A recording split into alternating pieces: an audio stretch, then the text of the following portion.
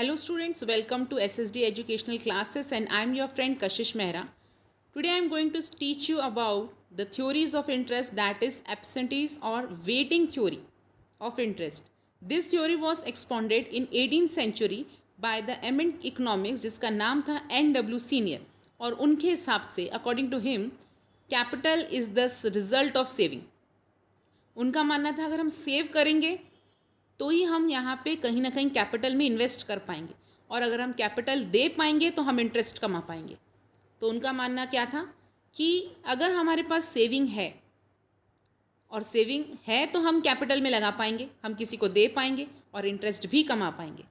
He was the first economics two point out that saving which was later on embodied in capital goods involved a sacrifice and absentees as he called it.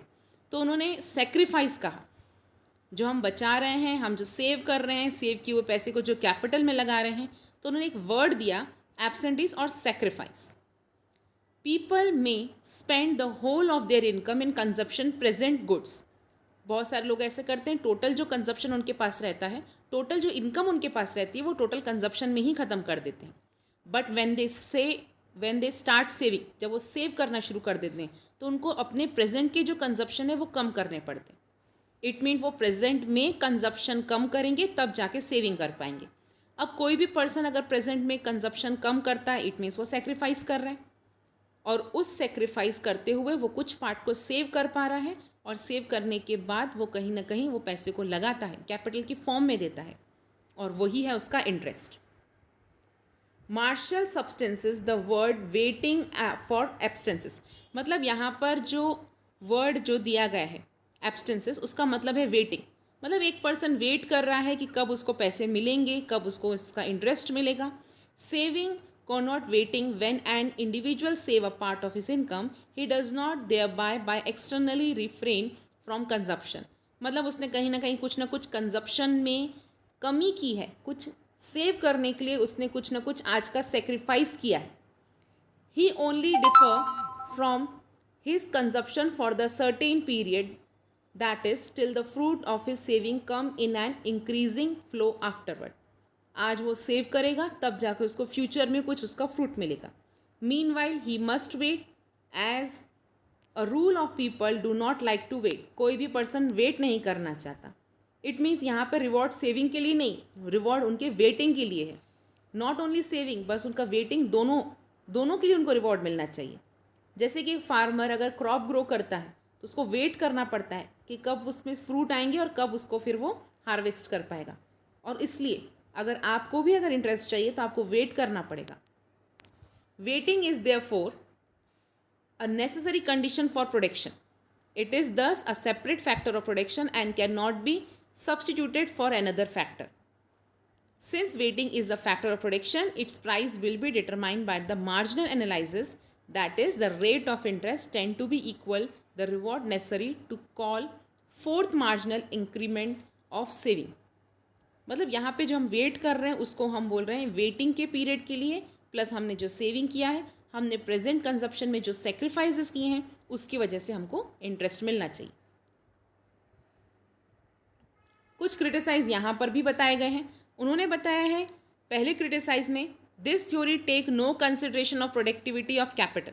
जैसे कि हमने productivity of capital previous video में बताया है, ये theory में productivity के बारे में कुछ भी नहीं बताया. हालांकि प्रोडक्टिविटी एक इंपॉर्टेंट रोल प्ले करती है, अगर प्रोडक्शन बढ़ता है तो इंटरेस्ट भी बढ़ेगा. सेकेंड क्रिटिसिज्म में बताया गया है, in this sacrifice can not be measure. Sacrifice के बारे में ज़रूर बताया गया है लेकिन किसने कितना सेक्रीफाइस किया ये हम नहीं बता सकते, क्योंकि सेक्रीफाइस एक फीलिंग है, हम उसकी कॉस्ट नहीं लगा सकते. किसने कितना सेक्रीफाइस किया ये हम प्रैक्टिकली वे में बता नहीं सकते. इन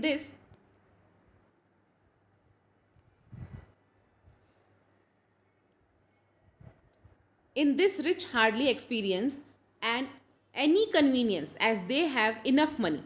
अच्छा, यहाँ पर एक चीज़ और बात बताई गई है, ऐसे पर्सन जिनके पास अच्छा खासा मनी है, अच्छा खासा पैसा है, उनके लिए तो ज़्यादा कुछ भी सेक्रीफाइसेस नहीं है. As we have experience that large part of capital comes from rich wealthy lenders who have surplus of income, so they hardly experience any inconvenience और सेक्रीफाइस। तो क्या उनको इंटरेस्ट रेट नहीं मिलना चाहिए? क्या उनकी इनकम कोई ज़्यादा मायने नहीं रखती? सेक्रीफाइस होगा तो इंटरेस्ट मिलेगा।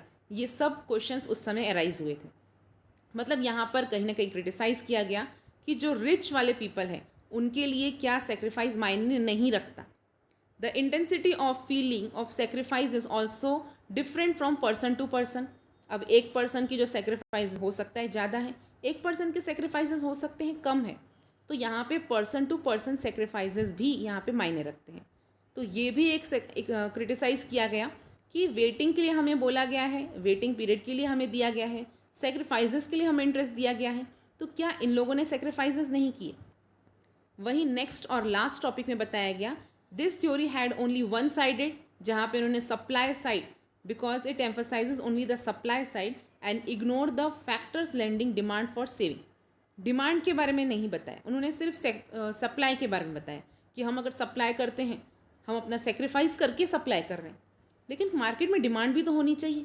अगर डिमांड ही नहीं है तो फिर सेक्रीफाइस करने का क्या फ़ायदा? तो ये सारे पॉइंट क्रिटिसाइज में बताए गए हैं। होप है स्टूडेंट्स आपको हमारा ये थ्योरी समझ में आया होगा। अगर आपको हमारी थ्योरी समझ में आई है और अगर आप आगे की थ्योरी देखना चाहते हैं तो आपको वेट करना पड़ेगा, क्योंकि नेक्स्ट थ्योरी जल्दी ही बनने वाली है। अगर आपको हमारा वीडियो पसंद आया है तो इसे लाइक कीजिए, चैनल को सब्सक्राइब कीजिए और शेयर कीजिए। Thank you.